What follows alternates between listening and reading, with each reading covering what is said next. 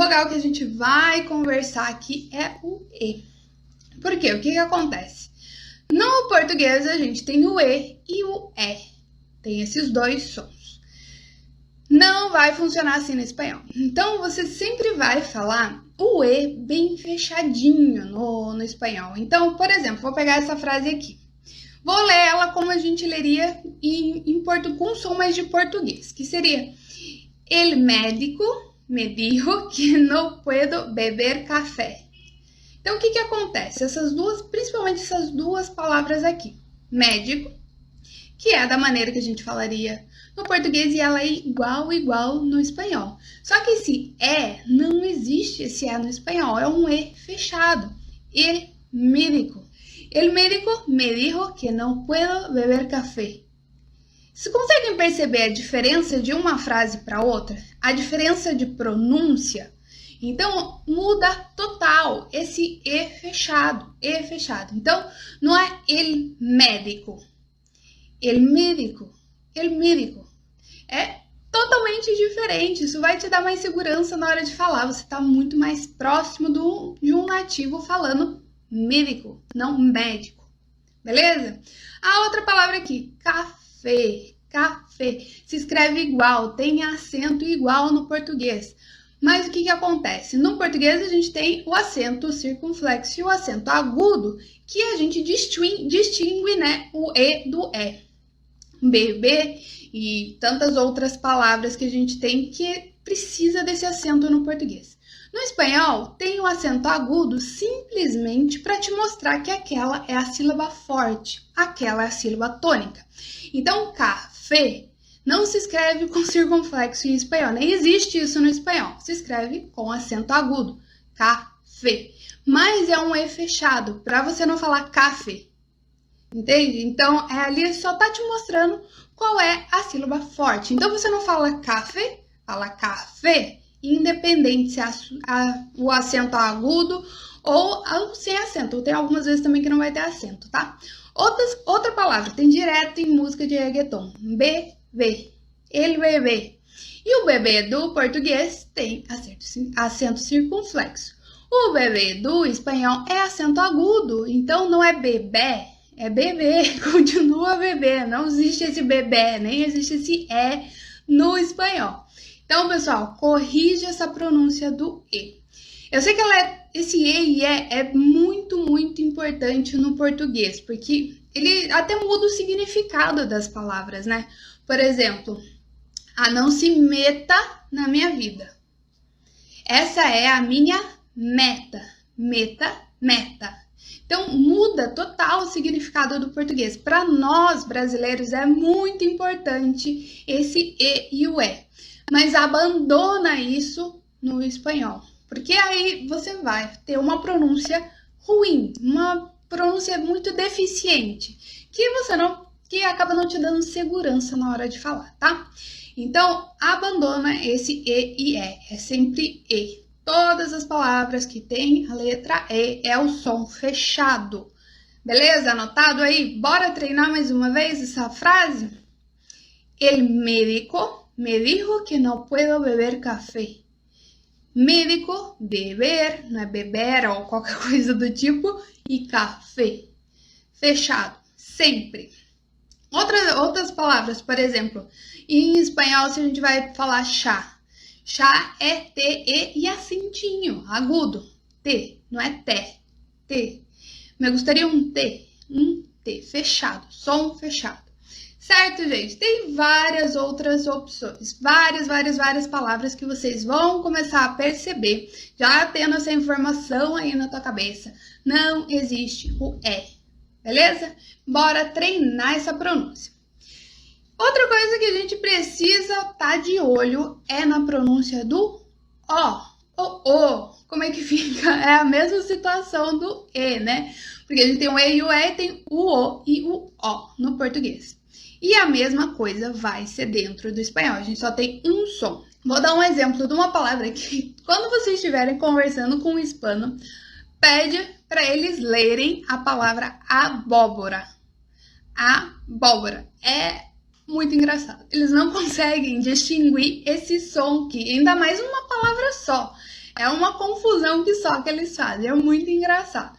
Porque eles vão falar abóbora, porque só o O fechado, abóbora. Então, quando vocês tiverem a oportunidade, a primeira coisa que vocês fazem, pedem para eles lerem essa palavra. É muito, muito. Isso aí já grava para você que não existe o O e O no espanhol. É sempre o som fechado. Então, vamos lá. Essa frase, por exemplo. Rosa me dijo que el último metro sale a las 2. Rosa, não é rosa ou rosa. Muito brasileiro se preocupa com a pronúncia do R. Então, essas palavras que realmente o som é diferente, como o R, o G e várias outras letras, consoantes, né? Acabam dando mais atenção e esquecem por completo da vogal. Então, esse R, a pessoa fica ali, não, o R vibrante, R vibrante. E aí, na hora de falar, só fala o R certo e o resto fica meia boca. Não é rosa, é rosa, rosa. Até rosa é com aberto, né? Fica até difícil de falar. Rosa me dijo que el último metro, né? Metro. El metro sale a las 2. 2, bem fechado esse O, tá? Então, outras palavras, por exemplo, aqui, que a gente pode usar. Ahora é uma que, nossa, muita gente erra. Tenho que ir-me agora. Então, tenho que ir agora. Esse hora é muito, muito aberto no português. A hora, agora. E tenho que ir-me agora. Agora. Boca fechada. Assim, poucas vogais que você tem que falar bem fechadinho. Agora. Outra, por exemplo. Vanidosa. Não é vaidosa. Vanidosa. Eres vanidosa. Então, sempre o O bem fechado na hora de pronunciar as palavras em espanhol. Certo, pessoal? Se você for parar para pensar, no espanhol é bem mais fácil, né? Porque a gente não tem dois sons e fica mudando do A pro A, do E, O. Então, é muito mais fácil no espanhol. Nós que complicamos, é só um dos sons e boa, fica bem mais fácil de vocês praticarem, tá? E aqui eu tô trazendo tudo isso para vocês porque para mim foi muito difícil quando eu tava estudando na Espanha, porque eu tinha uma professora que ela falava o tempo todo que os brasileiros não abrem a boca, que a gente não abre a boca para falar. O tempo todo ela falava isso na aula. Pois tem que vocalizar. E isso foi uma das coisas que ficou muito marcado, muito marcado, porque ela pegava muito no nosso pé por não fazer uma boa pronúncia. Então, o tempo todo a gente falava com sons e com a boca muito fechado, o som quase não saía. E ela falava que isso era algo que a gente trazia do português. E aí foi aí que eu comecei a realmente perceber que brasileiro tem essa tendência a não abrir a boca para falar. A gente fala com a boca mais fechada do que realmente os hispanohablantes. Então, pessoal, se force a vocalizar. Quando você for estudar e estiver fazendo um treino de pronúncia, vocaliza muito bem. Faz essa pronúncia muito exagerada. Porque a fala, a pronúncia, nada mais é do que vários músculos trabalhando ao mesmo tempo. Então, a gente tem que treinar esses músculos, assim como a gente treina na academia ali para ficar com o bíceps, a barriga de tanquinho.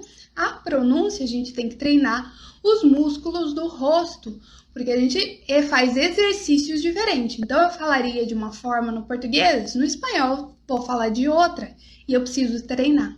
Então, é bem importante que você faça esse treino de vocalização. Tanto que no meu curso eu passo para os meus alunos muito exercício de vocalização para corrigir essa pronúncia desde o começo e abandonar esses defeitinhos que vêm de fábrica, sabe? Que a gente acaba trazendo do português. Então, se preocupe em vocalizar. E por sinal, eu tenho um vídeo aqui no canal falando das 3 leituras, que é uma técnica de vocalização que você pode usar e vai te ajudar demais a melhorar a tua pronúncia no espanhol. Beleza, pessoal? Então, gente, hoje eu mostrei aqui para vocês que a pronúncia de vocês podem melhorar e muito fazendo ajustes pequenos, que é ajustando a pronúncia da vogal. É algo muito simples, pelo fato da gente já ter esse som que existe no espanhol, que é apenas um deles, existem dentro do espanhol. Então já fica muito mais fácil para nós que somos brasileiros realmente falar bem. A questão não é de uma hora para outra que você vai conseguir, você precisa treinar. Então treina essa pronúncia. E a minha dica aqui é para vocês usarem a técnica das 3 leituras. Realmente vocaliza as palavras muito bem.